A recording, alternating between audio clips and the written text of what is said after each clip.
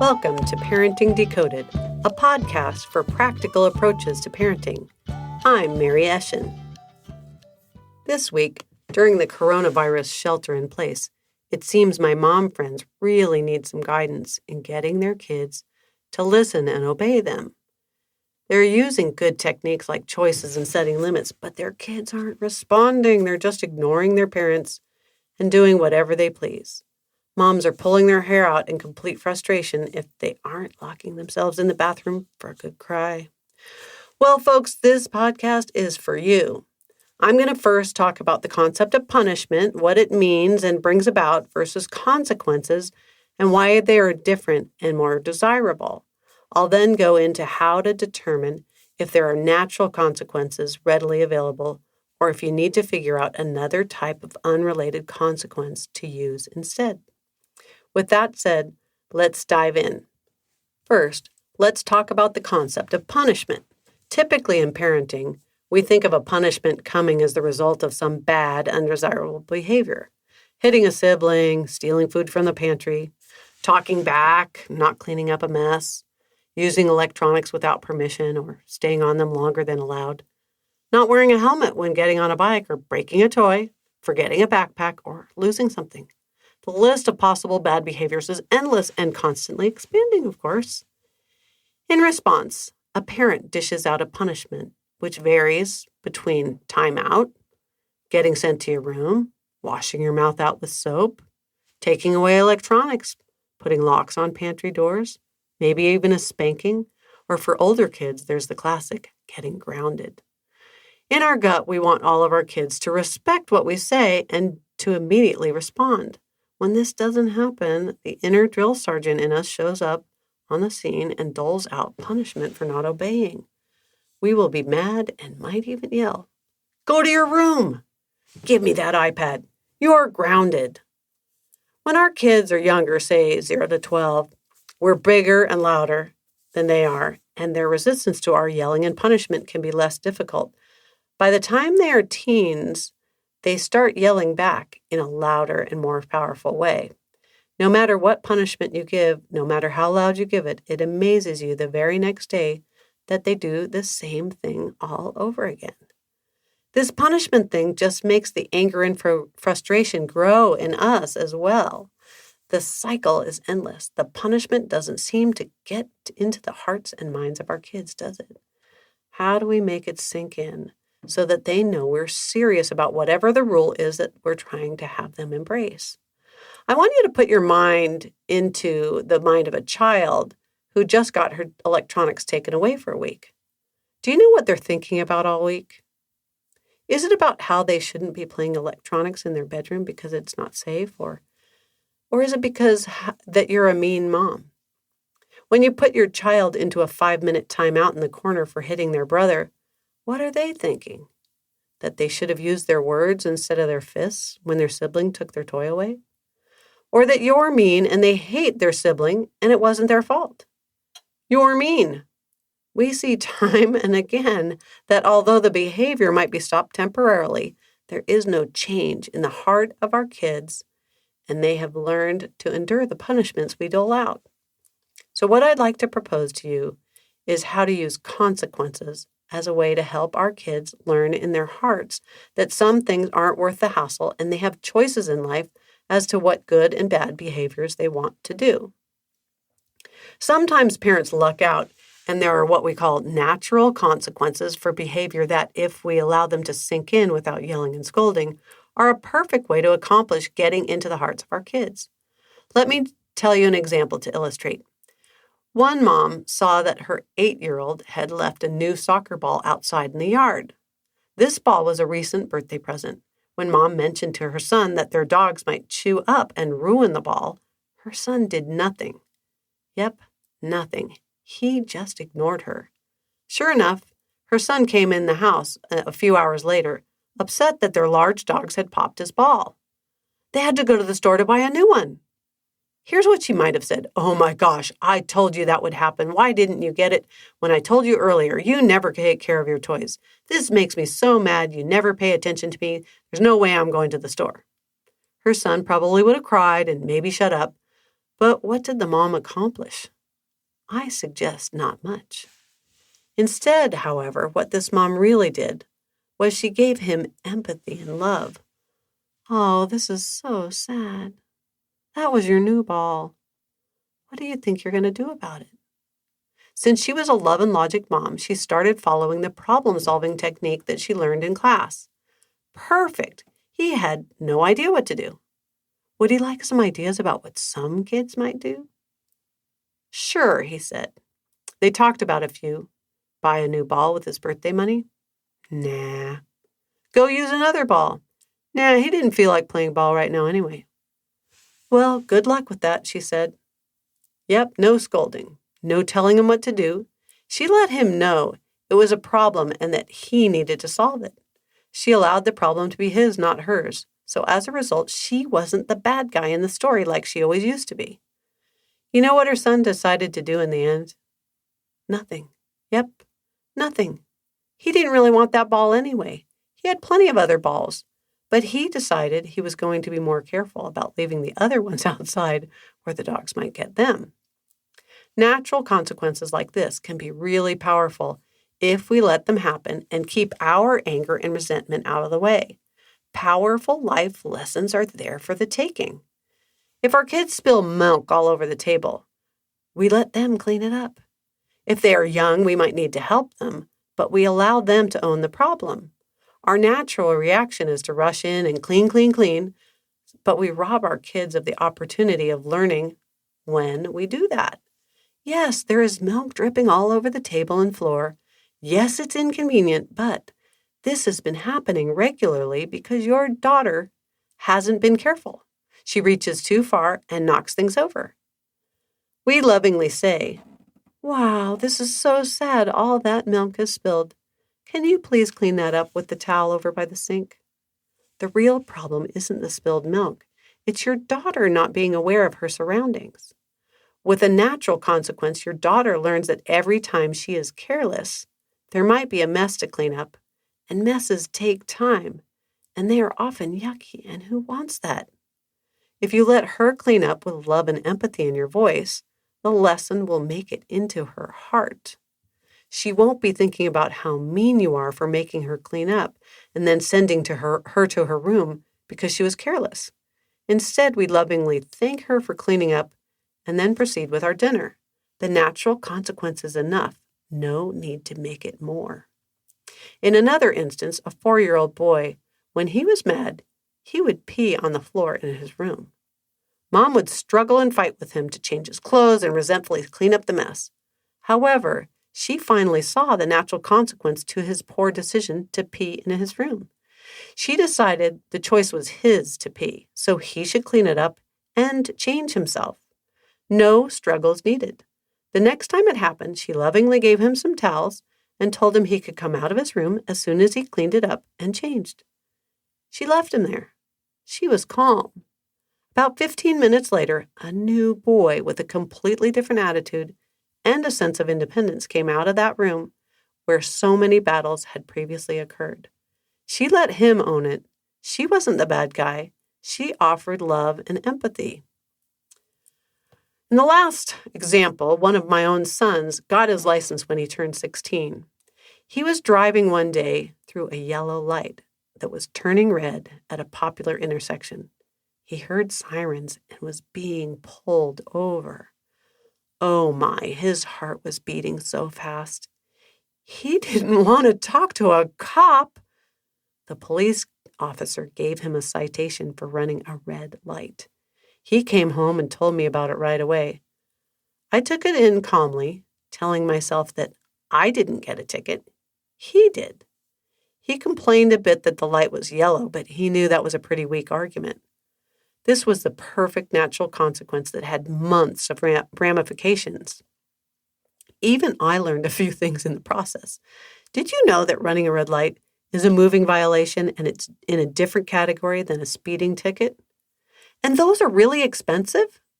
And they don't tell you how expensive they are until you get a letter in the mail, which takes about a month. My son had a month to wait to figure out the first part of his natural consequence. It was a $600 fine. Ouch, that was really going to drain his savings account, wasn't it? It was his ticket, not mine. I pay for my tickets, my kids pay for theirs. Next, traffic school. He got to learn how to sign up. Then he had to pay for that too, something like another $60. Then he had to finish the class within 60 days. That was the tough part for me. I was biting my tongue, trying not to remind him to do anything. If he didn't finish on time, he'd get another lesson about what happens when you don't finish things that were important, right? I know he'd survive whatever it was that they'd throw at him. Luckily, however, he actually wound up finishing on time. Phew, good for me. You know what? After all that, not only did he become a safer driver, but so did his younger brother, who was sitting in the seat next to him at the time. Ha! I got a twofer! Both boys in one lesson. Yay! No battles, no yelling, but lots of love and acceptance that all of us make mistakes. And with love, we can learn how to get through them. How many of us know a parent who would have paid the ticket, signed their kid up for traffic school, and paid for that too, then sit next to their kid to make sure they did the online class on time, nagging them the whole time? Use natural consequences early and often in the lives of your children. The love and lessons will do well in building up a long-term relationship of trust and respect between you and your child. Now, for the tough one. What if there is no natural consequence to a behavior, or your child refuses to take responsibility for a behavior? Or if your child just keeps doing the same thing over and over, no matter what you throw at them? This is a major problem and so common in just about every household, even if you keep your calm and use love and empathy, which itself is a challenge. Maybe some of these, like hit your sister, play longer on electronics than is allowed, get on a bike without a helmet, scream at your parents, download an app you're not supposed to have, get caught vaping, break curfew. All of these behaviors are clearly problems, and we can certainly take away privileges, but that just doesn't seem to work. Our kids don't learn in their hearts anything except we're mean, we're trying to control them, and we have stupid rules. Younger kids who lose their toys or a bike for a few days, they complain and whine, but they survive it and live to disobey another day. They might even be thinking subconsciously something like, that punishment wasn't so bad, and hey, sometimes mom or dad doesn't even notice, or I've worn them down so much, they're exhausted battling me, so I really only get punished every so once in a while. I can live with that. Do you know what a teen who gets their phone taken away for 2 weeks is thinking about most during those 2 weeks? Yep, you. Every day, day after day, what a mean and nasty parent you are, who just doesn't understand them. One dad took away his teen's phone after he broke curfew that was set. The dad took it away for a week. His son was a basketball player, and it turned out that his coach and teammates always sent texts to each other about practices and such. Well, his son missed several important practices and meetings. Do you know who he blamed? Yep, Dad. Now, this whole situation was really tricky because the real issue that started it all was about a curfew, but the battle was being fought over the phone. Oh my gosh, what a conundrum. The son was so mad at Dad that he didn't even try to figure out another way with his friends to get notified of his commitments. So what do? We have to attack these problems on 2 fronts. 1, we can't just let the problems pass if we decide that something like riding a bike with a helmet is a must, then every time your kid gets on a bike without one, you need to take the time to recognize it and deal with it. You start with empathy and love. Oh my, this is so sad. In our house, we only ride bikes when we have helmets. Please get off your bike and put it away. We'll deal with this later. Your child most likely won't be that thrilled to be getting off their bike, and their brain might be emotionally activated, maybe have a tantrum or so. You need to not engage with them when their brain isn't working right. That's where the delaying the consequences come in. If your child does have a tantrum, please listen to my podcast number 6 on handling tantrums if you need some help there. But the key here is staying calm, no yelling, and no getting dragged into the battle. Next, once you've waited for the emotion to pass, you need to meet up with that child to have them help put peace and harmony back into your life. Your energy was just drained, wasn't it? Having to deal with disobedience really gets us, and the amount of frustration and the time taken away from us doing other, more productive things with our time is the problem your child needs to solve. Traditionally, we punish, then let our kids off the hook as if their behavior only impacted them. That's where we need to tighten up this process. Their behavior affected many people, but for sure affected us. For those of you who've come to Love and Logic parenting classes, this is called energy drain. They have some awesome resources for this, which I'll refer to in the show notes.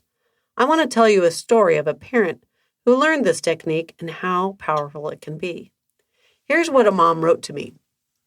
I picked up my kids from school at 12:30 after our Love and Logic session yesterday. My 9-year-old son was not in a good mood, and I knew from experience from every early dismissal day that he was very hungry. He was not in a good mood to be nice to me or his sister. By the time we got home, they got in a fight over the leftover food in the fridge, and my son started yelling at his sister and left the kitchen in anger. On his way to his room, he bumped into me to show his frustration. I gave it a couple of minutes until he came back, and I said to both my kids very softly, "Oh, you know what? This is such an energy drain for me. Yelling, screaming, and disrespectful treatment gets so much of my energy that I may not have enough left to help you later with your things or driving you around this afternoon, unless we find a way to put some positive energy back in Mommy." My son did not take me seriously, but my daughter knew I was serious. Very quickly, she managed to divide up the leftover food for both of them and called her brother for lunch, and then went out of her way to make everything right. And I thought to myself, one, check, one more to go. Half an hour later, when my son asked about his baseball practice, he realized that I was serious about not taking him. Then he started crying, guilting me that no mom would do that, etc. I just told him, I know. A few I knows later, he calmed and realized that his tactic was not going to work. He asked about how he could possibly fix the energy drain. I said I can give him some ideas. Of course, any of my suggestions were too much for him, followed by another guilt trip from him and I knows from me. Eventually, I left the room to do something, and when I came back 15 minutes later, I found him folding laundry. I was about to fall on the floor. I thanked him and told him that was very helpful. He was not happy, but he was doing the work. It was funny that he said, "You're making me work for you," and "I thought people are not allowed to have slaves anymore." I told him very gently that I wish I had unlimited energy, but the reality is I don't. You being helpful gives me energy to help you later.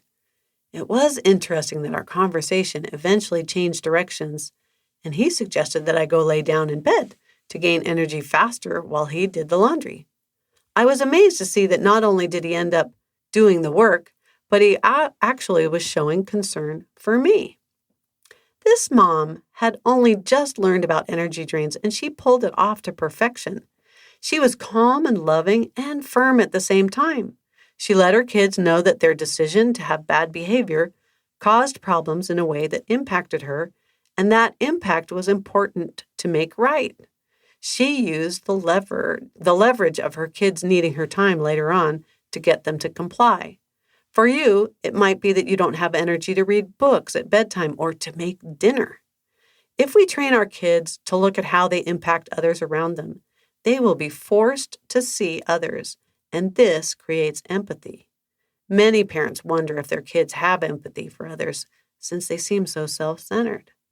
It's using things like energy drain that will grow their hearts and have long-term effects on their character. In order to help parents come up with ideas about what types of chores or services can be used to get our kids to put energy back in us, I have a link that I will put in my podcast notes of energy drain ideas that's on my website. And the list applies to families of kids with all ages, and you just pick the things that are appropriate for the ages of your children. For example, A 3-year-old can vacuum or even put lotion on your hands, especially with COVID. It might be helpful. But a teenager might scrub out those outside garbage bins that are so disgusting.